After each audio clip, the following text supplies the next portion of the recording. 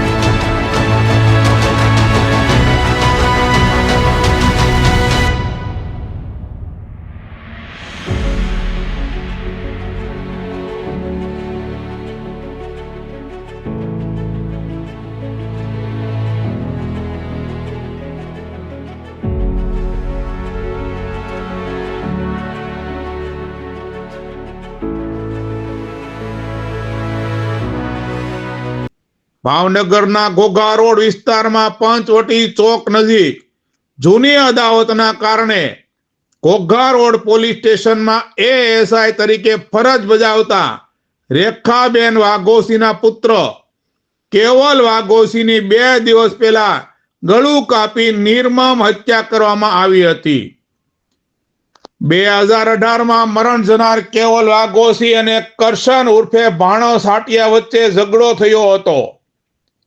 આ ઝઘડામાં કરશનને ગંભીર ઇજાઓ થતા તેનું મૃત્યુ થયું હતું। આ કેસમાં કોર્ટ દ્વારા કેવલ વાઘોસીને આજીવન કેદની સજા ફટકારવામાં આવી હતી। છેલ્લા 2.5 વર્ષથી કેવલ વાઘોસી જામીન પર છૂટ્યો હતો, જેથી કરશનના ભાઈઓ અર્જુન સાટિયા, ભરત ખીમાભાઈ સાટિયા અને ભાર્ગવ ઉર્ફે ભરત પાતાભાઈ સાટિયાએ બદલો લેવાનું કાવતરું રચ્યું હતું અને આ ઘટનાનો બદલો લેવા માટે મનમાં પ્લાન બનાવ્યો હતો। ઘટનાના દિવસે કેવલ વાઘોસી તેના મિત્ર દિવ્યેશ બારિયા સાથે બાઇક પર યુગલ સર્વિસ સેન્ટર પાસે ઉભેલો હતો। એવા સમયે ભાર્ગવ અને ભરત સફેદ 2 વ્હીલર પર આવ્યા હતા। તેમણે કેવલને પકડી રાખ્યો હતો અને તેમના મિત્રને છરી બતાવી ધમકી આપી હતી। ત્યારબાદ બંને કેવલના ગળા અને પેટના ભાગે છરીના ઘા મારી દીધા હતા. થોડા સમય પછી અર્જુન સાટિયા પણ ત્યાં દોડતો દોડતો આવ્યો હતો અને તેણે પણ કેવલને ઉપરા છાપરી શરીરના ઘા ઝીક્યા હતા. આ હુમલામાં કેવલ વાઘોસીનું ઘટના સ્થળે જ મોત નીપજ્યું હતું. આમ 3 શખ્સો ઘોઘા રોડ પોલીસ સ્ટેશનમાં એએસઆઈ તરીકે ફરજ બજાવતા રેખાબેન વાઘોસીના પુત્ર કેવલ વાઘોસી નામના યુવકનું ગળું કાપી સરા જાહેર ઘાતકી હત્યા કરી ફરાર થઈ ગયા હતા.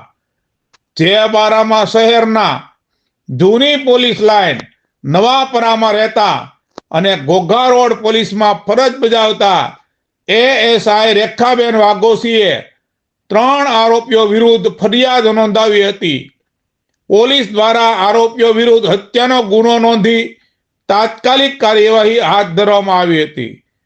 માલધારી સોસાયટીમાં રહેતા અને ફરાર થયેલા 3 આરોપીઓ 48 કલાક બાદ ઘોઘા રોડ પોલીસ સમક્ષ નાટકીય ઢબે હાજર થયા.